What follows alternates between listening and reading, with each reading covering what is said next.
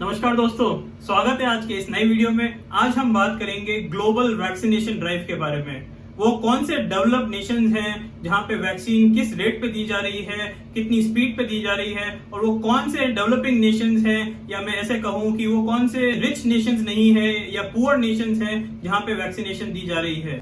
अगर हम अप्रैल 2021 की बात करें तो अभी तक हमने 100 करोड़ लोगों को या 1 मिलियन डोजेज एडमिनिस्टर कर दी है।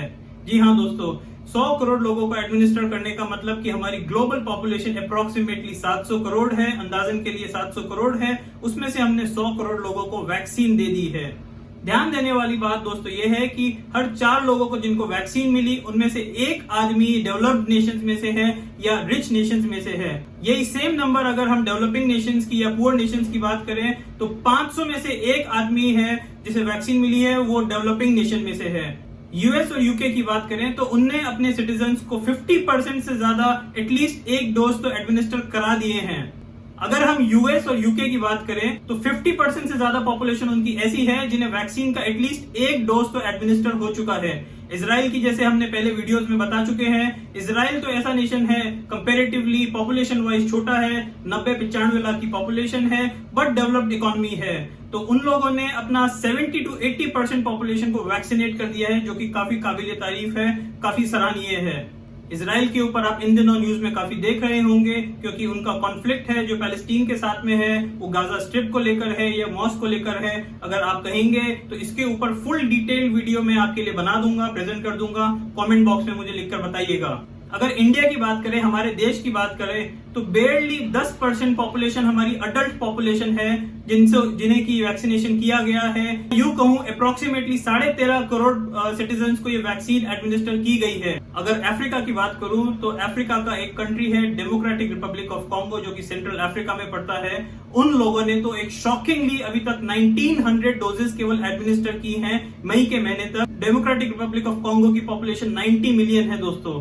इनिशियली वहां पे देखा गया था कि वैक्सीन की हेवी वेस्टेज हुई, बहुत ज्यादा डिस्टर्बेंस हुई वैक्सीन की, क्योंकि बहुत नेगेटिविटी फैली हुई थी, लोगों में कॉन्फिडेंस नहीं था वैक्सीन को लेके। पर धीरे धीरे डीआरसी में भी स्पीड अप हो रहा है। 10 मार्च 2021 को टेड्रोस एडनॉम का एक स्टेटमेंट आया था, जो कि WHO के चीफ है, वर्ल्ड हेल्थ ऑर्गेनाइजेशन के चीफ है। उनका यह कहना था कि वैक्सीन ही एकमात्र उपाय है पूरी पॉपुलेशन को बचाने का या हमें प्रोटेक्शन प्रोवाइड करने का ये कोविड-19 वायरस से, और हमारी इकोनॉमी को रीबूट करने का, कॉन्फिडेंस रीजनरेट करने का। आइए जानते हैं एक नजर कौन सी नेशंस ने, कौन सी कंट्रीज ने किन रेट्स के ऊपर, किन प्राइस टैग के ऊपर वैक्सीन को प्रोक्योर किया है, वैक्सीन को परचेज किया है।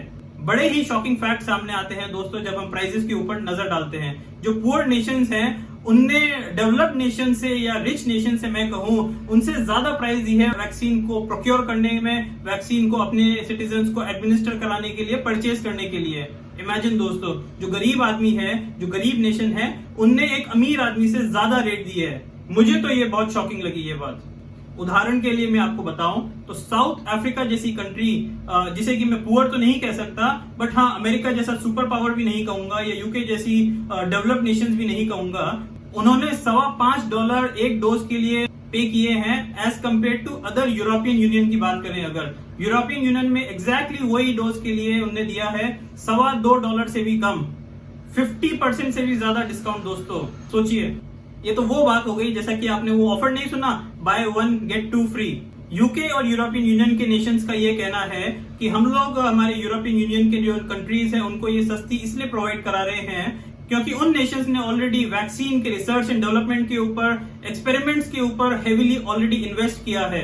हालांकि ऑक्सफोर्ड यूनिवर्सिटीज, एस्ट्राजेनेका का कहना है हम लोग इस वैक्सीन के ऊपर कोई अनयूजुअल प्रॉफिट्स बुक नहीं कर रहे हैं, हम इसे नो प्रॉफिट नो लॉस की तरह दे रहे हैं। एग्जैक्टली जॉनसन एंड जॉनसन का भी यही कहना है। फाइजर और मोडर्ना इस बात से इत्तेफाक नहीं रखते हैं, वो एक नॉर्मल प्रॉफिट या ऐसा बोले नोशनल प्रॉफिट के ऊपर इस वैक्सीन को डिस्ट्रीब्यूट कर रहे हैं। चलिए एक नजर डालते हैं पेटेंट्स के ऊपर। इंडिया और साउथ अफ्रीका का कहना था वर्ल्ड ट्रेड ऑर्गेनाइजेशन के अंदर कि पेटेंट्स को टोटली वेव कर देना चाहिए in the interest of global piece, global harmony and global camaraderie. और लार्जर इंटरेस्ट इन ह्यूमैनिटी के लिए अमेरिका का भी ये कहना था कि हमें वैक्सीन का जो मैन्युफैक्चरिंग है उसे बहुत स्पीड अप करना पड़ेगा और जैसे कि रिकवरी रेट भी स्पीड अप हो सके। पर बहुत सारी यूरोपियन यूनियन नेशंस जो हैं उनने इस आइडिया को अपोज किया था।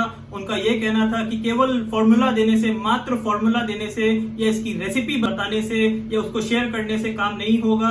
सिंस ये एक mRNA टाइप ऑफ वैक्सीन है, मैंने अपने पिछले वीडियोस में भी बताया था mRNA वैक्सीन क्या होता है, तो इसे बनाना बहुत ज्यादा कम्बरसम है, बहुत ही पेचीदा है, बहुत कॉम्प्लेक्स है।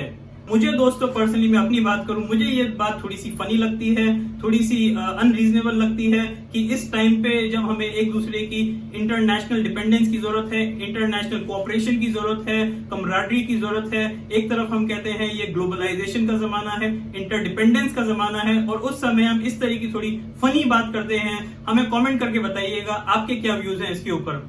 अब बात करते हैं इस वैक्सीन की होर्डिंग की, या मैं ऐसा कहूं कुछ नेशंस किस तरह से इलीगली इस वैक्सीन को अपने पास लार्ज स्टॉकपाइल क्रिएट किए जा रहे हैं। बहुत सारे ऐसे डेवलप्ड नेशंस हैं जो कि लार्ज स्टॉकपाइल मेंटेन कर रहे हैं। अगर ग्लोबल पॉपुलेशन की बात करें, 53% पॉपुलेशन है डेवलप्ड इकोनॉमीज की, डेवलप्ड नेशंस की, पर इन डेवलप्ड 53% लोगों ने 85% ऑफ वर्ल्ड टोटल वैक्सीन का प्रोडक्शन अपने पास रिसीव किया है। इसका मतलब जो बाकी के आधे बचे, जो पुअर नेशंस बचे या जो डेवलपिंग नेशंस बचे, उनके लिए मात्र 15% वैक्सीन अवेलेबिलिटी है। सोचिए दोस्तों, कुछ लोगों का या इंटेलिजेंस एजेंसीज का तो यहां तक कहना है कि जुलाई 2021 में अमेरिका के पास 30 करोड़ एक्स्ट्रा डोजेस रहेंगी। जैसा कि हम सब जानते हैं कि 4 जुलाई अमेरिका का इंडिपेंडेंस डे है, तो तब तक अमेरिका के पास 30 crore extra doses of vaccine रहेंगी। इमेजिन करिए दोस्तों। और दूसरी तरफ जहां इंडिया है world's largest vaccine manufacturer and producer है, जी हाँ, India is today's world's largest vaccine manufacturer and producer, तो हम आए दिन वैक्सीन की किल्लत देख रहे हैं, इतना ह्यूमंगस शॉर्टफॉल देख रहे हैं। दोस्तों, इससे साफ दिख जाता है कि एक जो डेवलप्ड नेशन है उसके पास क्या सिचुएशन है वैक्सीन की, और हमारे जैसा एक इंडिया जो एक डेवलपिंग नेशन है, कुछ लोग इस पे डिबेट करना चाहेंगे, हम लोग ऑलमोस्ट डेवलप्ड है, पार्शियली डेवलप्ड है, पर मेरा ऐसा मानना है कि हमारे जैसा एक अंडर डेवलप्ड इकोनॉमी या डेवलपिंग इकोनॉमी जिसके पास अपने सिटीजन्स को पूर्ति करने की सहयोग नहीं है, तो इनइक्वालिटी साफ देखी जा सकती है। तो नेशंस के अंदर ही इतनी ज्यादा डिस्पैरिटी देख रहे हैं, और अगर इंडिविजुअल लेवल पे बात करें, अमीर आदमी और गरीब आदमी, तो उसकी डिस्पैरिटी तो आप खुद सोच सकते हैं दोस्तों। इस डिस्पैरिटी को दोस्तों एक ब्रॉड डे लाइट में सोचने की जरूरत है, एक लार्जर इंटरेस्ट में सोचने की जरूरत है, क्योंकि जैसा कहा जाता है, till everybody is safe nobody is safe. जब तक सब सुरक्षित नहीं है, कोई भी सुरक्षित नहीं है। जब तक हर एक इंसान सुरक्षित है, हम सब सुरक्षित हैं। अगर ये इन्फॉर्मेशन आपको पसंद आई हो तो वीडियो को लाइक करिएगा, फ्रेंड्स एंड फैमिली में शेयर करिएगा, ज्यादा से ज्यादा लोगों को इसको देखने के लिए कहिएगा। मिलते हैं जल्द ही ऐसे ही इंटरेस्टिंग कुछ दिलचस्प फैक्ट्स एंड डेटा के साथ में। तब तक मैं आप लोगों से इजाजत चाहूंगा। तब तक के लिए ध्यान रखिएगा, सेफ रहिए, सुरक्षित रहिए, हाथ निरंतर धोते रहिए, मास्क का प्रयोग करिए, वैक्सीन नहीं लिए तो वैक्सीन जरूर लगवाइए। बच्चों और बड़ों का, जैसा कि मैं हर बार बोलता हूँ, स्पेशली बच्चों का और बड़ों का विशेष रूप से ध्यान दीजिए।